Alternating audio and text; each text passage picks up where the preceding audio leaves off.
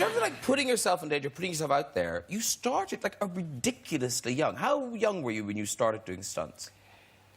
Well, I used to do crazy things. Like I would, you know, my poor mother, I was, I don't know, 4 or 5 years old. I'd climb to the top of trees and kind of hang off as the wind is going. And then I remember years later I saw, you know, Evel Knievel, you know, jumping off the canyon. And so there was this very steep hill in one of the neighborhoods we were living in, and I kind of took boards from this neighborhood kind of, I don't know, construction site, you know, and lined up all these cans. And of course, my sisters at this time, I'd been to the hospital a few times, broken some bones, and they're like, no, don't do this. You know, you're going to get in trouble. We don't want to take you to the hospital again. And so I said, no, it's going to work. It's going to work. I was about 8 years old at this point. And so I took my bike to the top of the hill.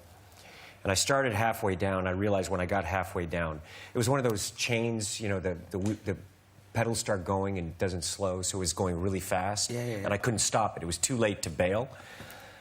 And I had my sister and her friends were down there and some kids around the neighborhood. So I was like, oh, this, you know, it's like halfway through it, you're going, maybe this wasn't such a good idea. And then you're approaching the thing, you're going, no, this really wasn't a good idea, but I'm committed. And I thought, I'm going to go so far and so high. So I went up this beam thing and ended up, of course, the board split. The board split, and I ended up going you were trying to do a jump. Yeah, I was going to jump over. The board was like this and stacked up trash cans almost to like half a story. Right.